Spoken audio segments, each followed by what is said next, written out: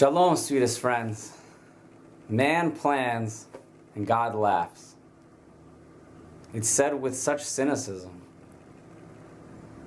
People, they give such a cynical approach. I have a plan. God's going to switch it up. God's going to dupe me. God's going to turn me in. But I'll tell you, I hope that my plan can continue to make Hashem laugh. When you're in love with someone, that's what you want. You want that they should constantly be laughing. So I hope that as much as my plan can make Hashem laugh, hopefully His plan will cause me to laugh. We'll see it all. We'll see all what it was all meant for. What everything was designed for. What my life, what my trials, my tribulations, my suffering, my times of joy, what it all meant. And we'll give a big laugh. So I hope that I bring forth a degree of hope, a degree of optimism. Put a smile on your face. Don't forget to do so. But let's begin. So I'll start with Avraham. You know, the blessing that we give to our children is very much in reflection, it's reminiscent of the Birkat Kohanim, the priestly blessing. That's how we bless our children. And where is that derived from, and what's the connection between the two?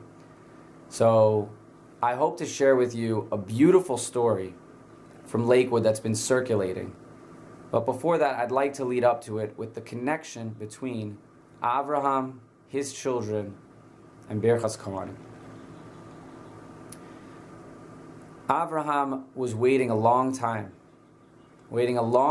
for a child. You can only imagine that all the other people around him, he's following in the way of Hashem, and everyone around him's having babies.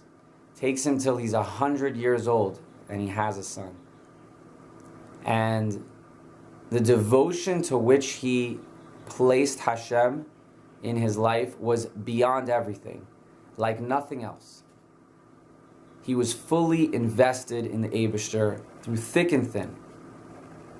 And it came a point that he had to make a sacrifice that we recite about constantly. We are told that we're supposed to love Hashem with everything. So much so, more than our hearts and more than our soul and more than our minds. B'chol Meodecha, whatever you value in this world, whatever it is, the thing that you prize yourself on, the thing that you hold so dear, you gotta love Hashem more than that. Hashem is everything. He's our significant other. And a lot of times we feel like we're caught between two things. We feel like I want to have this type of social life, but Hashem is in the way. Or I have to make a choice to go by Hashem, and it means that social life is going to sacrifice. Or I have a job, and I have to make a decision between that and following one of the mitzvos of Hashem. Or even my child. I want to be with my child, I want to love my child, but there's all these divine obligations, these commandments that I've got to follow. There's a totality that Hashem takes over in my life, and I can't be there for my children. And it seems like one's always at the cost of another. But I hope that the story with Avraham sheds light and shows us that by fully devoting oneself to Hashem, you'll see that it all comes together. So Abraham's instructed to go sacrifice his son, the son that he loves more than anything, Yitzchak. And before he goes up to that mountain, he says to his servants, Elazar and Ishmael, he says in Pasuk Chaf Bet, in Parak Chaf Bet, Pasuk Hey, Bereshis, he says, V'ani v'hana'ar nelcho adko, that me and this lad, we are going to go yonder, or we're going to go over there, adko. And it's brought down that because of this Akedah, because he showed such full-on devotion to Hashem, Hashem rewarded. He didn't take away his son. He only blessed his son. He only gave him progeny beyond all progeny. Said, you'll multiply like the stars and the sand, and I'm going to make you priests amongst nations, and I'm going to give you the power of the priests. And the kahuna was given to him with those exact words. The same way he said, I'm going ad ko. The verse in last week's parsha, you could look in Bamidbar, Perek Vav Pasuk Chaf Bet, Ko Tivarchu et Bnei Yisrael Emor Lahem Yivarechacha. And we bless our children's Yivarechacha every Shabbos. Any chance we get, we bless our children with that priestly blessing. We see the connection between giving everything up in the face of one's own child for Hashem and getting the zechut to be the intermediary between this world and the world above, between the Goyim and the HaKadosh Baruch Hu, between that which is physical and that which is spiritual. And Avraham is blessed with a priestly tribe of Aaron HaKohen. And it says right there, Ko Tivarchu, echoing the same Ad Ko that he did by Yitzchak. So he gets blessed with Ko Tivarchu to have priestly nation, a priestly tribe. And this degree of self-sacrifice, this degree of sacrificing oneself for Hashem, this degree of being fully invested in a relationship with Hashem pays off in a number of ways. Remember, we are supposed to love Hashem above all things, above everything. But it doesn't mean you're going to lose everything because of it. But you got to be willing. So there's a story that circulates in Lakewood. There was a couple that for 12 years, since they got married, they tried to have children. They couldn't have any children. And they sought every bit of counsel that they could. They went to all the greatest doctors. They expended tons of money. They did all kinds of genetic analysis and found different reproductive measures, different ways to try to have a child, and they couldn't have a child. And Lakewood's a city, a town that to even have this struggle is embarrassing. Anything that's out of the norm, there's a stigma associated with it. And you can only imagine that when someone suggested, why don't you adopt a child to raise a kid that's not ours? Like, that's so weird. They couldn't picture themselves doing that. It was difficult. I don't know if it was a social stigma. I don't know if they were getting over their own desires, their own, you can imagine that they got married and they thought they would have children together and they couldn't have them. And finally, after wrestling with the topic, they did decide to adopt, but the wife, she couldn't bring herself to go to the agency. So the husband went by himself. And he went to the adoption agency. They gave him a packet, 5 pages. He got through the first and the second. And on the last page was a list of questions. The second to last question was, name 5 things that you love more than anything. He said Hashem, Torah, mitzvos, and he continued.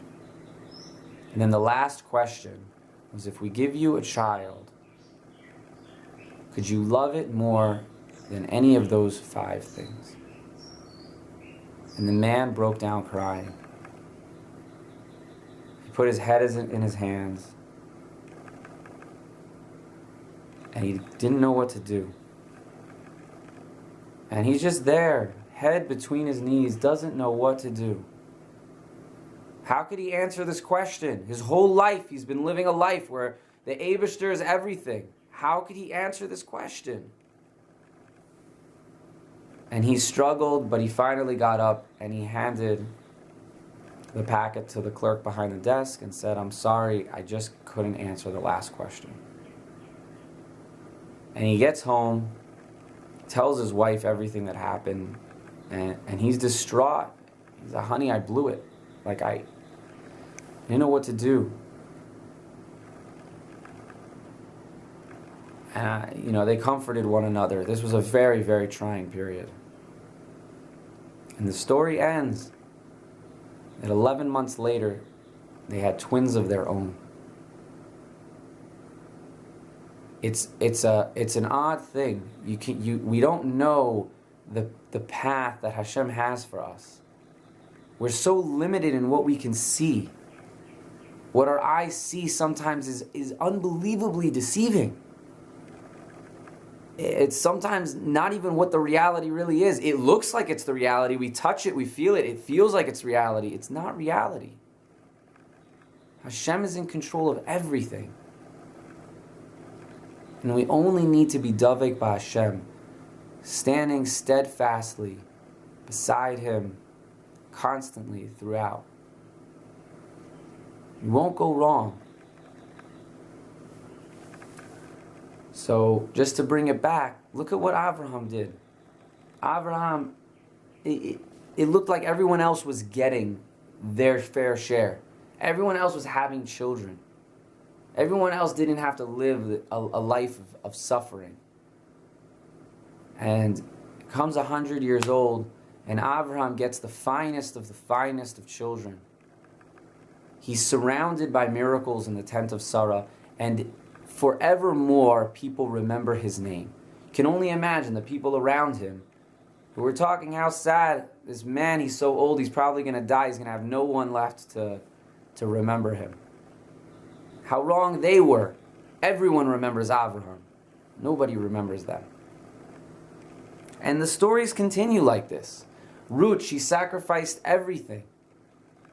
Everything. To go be a Jew, to go be with Naomi, to go pick the leket in the field, to go be an utter servant. Finally, she gets the man. She's with him, with Boaz, and he's dead. And he dies, and she's left alone. And what is to be of her life? What's to be of her legacy?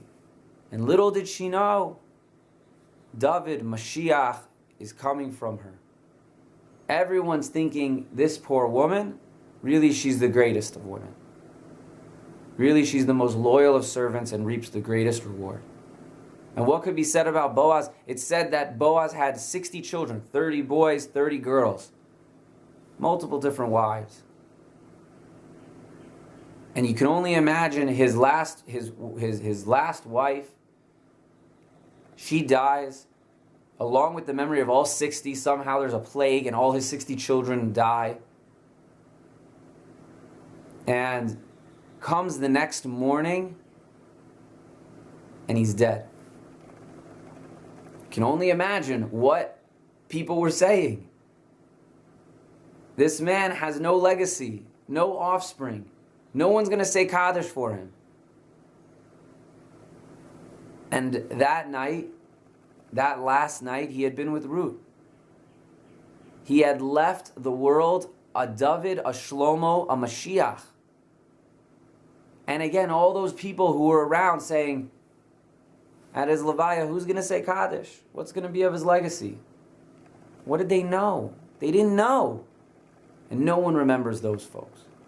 Everyone remembers Boaz. Everyone remembers Ruth. And so it's just, we're so limited with what we can see sometimes. Hashem only wants it for the good.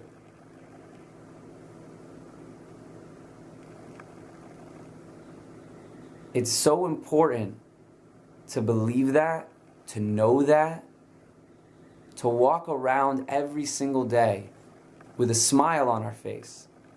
Because we know that Hashem intimately cares about our lives. He never forgets a single one of us.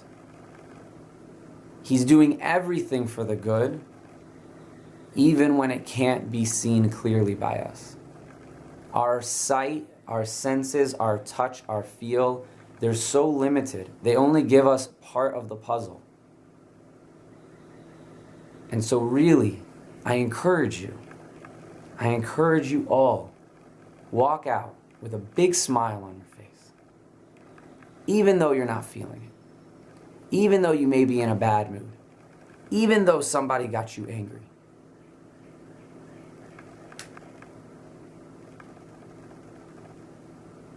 Just do that. Put a big smile on your face. And have a great week.